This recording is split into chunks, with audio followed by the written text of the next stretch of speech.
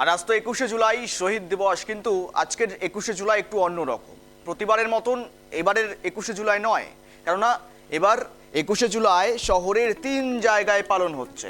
মূলত 21শে জুলাই এবার আলাদা রকম শক্তি প্রদর্শন লড়াই নেই, কেননা শহর কলকাতায় 2 তৃণমূলের এবার শক্তি প্রদর্শন। কালীঘাট তৃণমূল অর্থাৎ মমতা তৃণমূল, অন্যদিকে আবার বিরোধী দলনেতা ঋতব্রতপন্থী তৃণমূলের এই লড়াই। এবং সেখান থেকেই অন্যদিকে কংগ্রেস আবার পালন করছে, তারাও আবার শহীদ মিনার।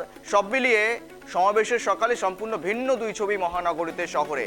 আমরা কথা বলি, সঙ্গে রয়েছে সুকৃতি। সময় বাড়লেও দেখা মিলছে না কর্মী সমর্থকদের, একদম ফাঁকা ধুধু মাঠের মতো। কিন্তু প্রতিবার যেই ট্রেন্ড দেখা যায় এবার কিন্তু তা নেই। ডিম ভাত এখন নেই, এবার বিস্কুট, জল, মুড়ি চানাচুর এই সমস্ত কিছু। এমনকি সব মিলিয়ে ওই শহর কলকাতায় এই 21শে জুলাইকে কেন্দ্র করে এই 3 জায়গায় সমাবেশের প্রস্তুতি। তোমাকে প্রথমেই বলি, আজকে 21 জুলাই কার্যত একটা নজিরবিহীন অধ্যায় তৈরি হলো। তার কারণ পালা বদলের পর এই প্রথম 21শে জুলাই 3টে জায়গায় পালন করা হচ্ছে। আগে আমরা দেখেছি পালা বদলের আগে অর্থাৎ তৃণমূল জামানায় 21শে জুলাই মানেই হতো ধর্মতলার সেই ভিক্টোরিয়া হাউস। সেই 21শে জুলাই মানে আমরা দেখেছি যে বড় বড় বাসে করে তৃণমূল কর্মীরা আসতো, শিয়ালদা স্টেশন থেকে শুরু করে হাওড়া স্টেশন চত্বর ভিড়ে ঠিক করতো। বিভিন্ন জায়গা থেকে ছোট বড় মিছিল করে তারা ভিক্টোরিয়া হাউসের সামনে পালা বদলের আগের ছবি এবং দিনভর উৎসব একটা দেখা যেত। কিন্তু পালা বদলের পরে দেখা যাচ্ছে যে অনেক তৃণমূল কর্মী সমর্থক কমেছে। যে পরিমাণ তৃণমূল কর্মী সমর্থক আসতো সেই পরিমাণ তৃণমূল কর্মী সমর্থক আর কিন্তু আসছে না এই বিভিন্ন সভা মঞ্চে। যদি লক্ষ্য করা যায়, আজকে হাওড়া স্টেশন, শিয়ালদা স্টেশন এই সমস্ত জায়গা একেবারে ফাঁকা শুনশান করছে।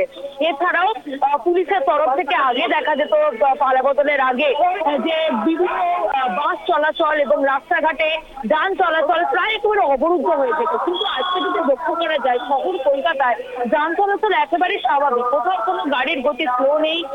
এবং যেখানে যেখানে সভা করা হচ্ছে সেই জায়গার একটা লেনকে বন্ধ করে আর একটা লেনে কিন্তু গাড়ি চলাচল হচ্ছে। তাই সাধারণ যারা নিত্যযাত্রী আছেন, যারা অফিস যাত্রী আছেন, সপ্তাহে কর্মব্যস্ততা দিন, তাদেরও কোনো কিন্তু সমস্যা হচ্ছে না। এবার আসি যে এই যে 3টে মঞ্চ, এই 3টে মঞ্চের মধ্যে কোথায় বেশি ভিড় হচ্ছে। দেখো, তৃণমূল কিন্তু ভেঙে খানখান হয়ে গিয়েছে।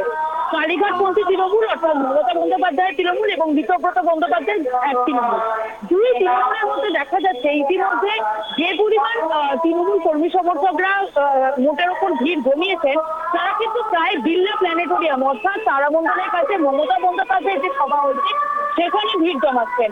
কিন্তু ঋতব্রত তৃণমূলের যে শিবির, তুমি যদি দেখো চেয়ার একদম ফাঁকা এবং সেই 60 চেয়ারে বসার মতো কোনো তৃণমূল কর্মীই নেই।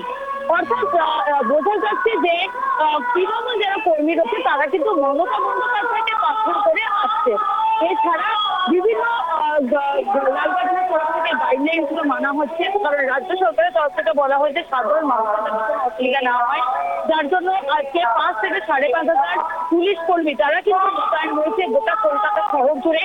শুধু তাই নয়, ধর্মতলা অর্থাৎ লালবাজার থেকে ধর্মতলা, আবার ধর্মতলা থেকে ভিক্টোরিয়া হাউস পর্যন্ত জারি করা হয়েছে 163 ধারা, অর্থাৎ যেটা আগে 144 ধারা বলা হতো। বিএনএস 163 ধারা জারি করার ফলে ওই জায়গায় একসাথে 5 জনের অধিক কেউ জমায়েত করতে পারবেন না এবং ওইখানে কোনো মিটিং মিছিল কোনো কিছুই হবে না। যার জন্য বলা যেতে পারে ডিসি পদমর্যাদার যারা আধিকারিক রয়েছেন তারা যে 3টে সভাস্থল আছে, কংগ্রেস, ঋতব্রত তৃণমূল এবং মমতা বন্দ্যোপাধ্যায় তৃণমূল, তারা কিন্তু ওই জায়গায় ডিসি পদমর্যাদার আধিকারিকরা রয়েছে। উল্টো দিকে এত অভিযোগ আসছে, যার জন্য রাতভর কিন্তু পাহারা দিয়েছেন মমতা বন্দ্যোপাধ্যায় কালকে এই তার সভা মঞ্চে এবং সেখান থেকে আজকে তিনি সকালে বাড়ি গিয়েছেন এবং বাড়ি থেকে তিনি আর কিছুক্ষণের মধ্যে রওনা দেবেন। 12টার সময় তার সভা আছে এবং হাইকোর্ট পারমিশন দিয়েছে 12টা থেকে একটা নির্দিষ্ট সময়ের মধ্যে তাকে শেষ করতে হবে, তাই 12টার আগেই তিনি পৌঁছে যাবেন। তবে বিড়লা প্ল্যানেটোরিয়ামে, যেখানে মমতা বন্দ্যোপাধ্যায় সভাস্থল, যদি দুটো তৃণমূলের সাথে কম্পেয়ার করা যায়, ওখানে যদিও তৃণমূল কর্মী আসছেন, কিছুটা ভিড় দেখা যাচ্ছে, হয়তো অন্যবারের তুলনায় অনেক কম, কিন্তু যদিও বা তৃণমূল কর্মী দেখা যাচ্ছে, ঋতব্রত শিবির একদম ফাঁকা শুনশান করছে, চেয়ারগুলো ছাড়ছাড় হয়ে পড়ে রয়েছে, অর্থাৎ মেয়রও ইতিমধ্যেই পুরো ফাঁকা। তৃণমূল কর্মীরা মমতা বন্দ্যোপাধ্যায়কেই যারা পাথেয় করে এই সভাস্থলের দিকেই আসছে।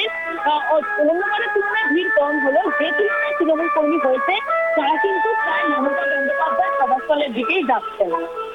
একদম সব মিলিয়ে বলা যায় ঋতব্রত কিন্তু তৃণমূলের শিবির ফাঁকা, মমতা বন্দ্যোপাধ্যায়কে পাথেয় করে তারা যাচ্ছেন। কিন্তু দেখো গতকাল যে অভিযোগটা উঠে এলো বিজেপির বিরুদ্ধে, তারা নাকি ভাঙচুর চালানো হয়েছে, মাইকের তার কেটে দেওয়া হয়েছে, তারামণ্ডলের সামনে এই সভামঞ্চকে একদম কার্যত নাস্তানাবুদ করতে এই সিদ্ধান্ত গ্রহণ করা হয়েছে বা এই পদক্ষেপ করেছে বিজেপি, এমনটাই অভিযোগ। এবং তারপরেও এই ধরনের মানুষজন আসেন এবং সত্যি বলা যেতে পারে এই শহীদ দিবসকে কেন্দ্র করে ওই আগের মতন যে আবেগটা ছিল সেই আবেগ তো না লক্ষ্য করা গেলেও কার্যত মমতা বন্দ্যোপাধ্যায়কে পাথর করেই সাধারণ মানুষ বা ওই তৃণমূল কর্মী সমর্থকরা আসতে শুরু করেছেন। কিন্তু সবচেয়ে বড় বিষয়, যারা শহীদের পরিবার তারা কেউ সেখানে রয়েছেন কি? দেখো এখনো পর্যন্ত কোনো শহীদের পরিবারকে দেখা যাচ্ছে না। পরবর্তীকালে মমতা বন্দ্যোপাধ্যায় আসার আগে তারা আসেন কিনা সেটাই এখন দেখার, এখনো যেহেতু সময় কিছুটা পড়ে রয়েছে। তবে তারা কোন দিকে যায়, এখন ঋতব্রত শিবিরের দিকে যায় নাকি তারা মমতা বন্দ্যোপাধ্যায়ের দিকে যায়, সেটাই এখন কিন্তু দেখার, তারা কোন শিবিরের দিকে যায়। তবে এখনো পর্যন্ত কোনো শহীদ পরিবারের কিন্তু দেখা মেলেনি।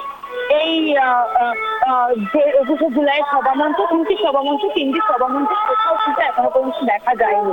এবার তারা কোন দিকে যান সেটাই কিন্তু এখন দেখা। বেশ, নজর রাখো। আপাতত ধন্যবাদ সুকৃতি। তারামণ্ডলের সামনে মমতার 21শে জুলাইয়ের মেগা সভামঞ্চ, যদিও আজ মেগা বলতে কিছুই নেই, কেননা এবারের ট্রেন্ড একদম আলাদা, সরকারের পরিবর্তন এবং তারপর মঞ্চ পুরোপুরি ফাঁকা, সমাবেশের সকালে সম্পূর্ণ ভিন্ন দুই চিত্র। সময় বাড়লেও দেখা মিলছে না খুব একটা কর্মী সমর্থকেদের। এমনকি যেই শহীদদের উদ্দেশ্যে এই কর্মসূচি, শহীদ পরিবারের উদ্দেশ্যে এই কর্মসূচি, সেই শহীদের পরিবারকেও লক্ষ্য করা যাচ্ছে না।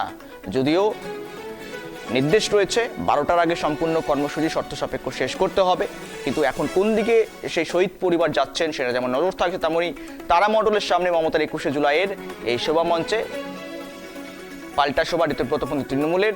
সব মিলিয়ে শহীদের পরিবার কোন দলে যাচ্ছেন, কোথায় গিয়ে তারা স্থান নিচ্ছেন সেটাই এখন দেখার বিষয়।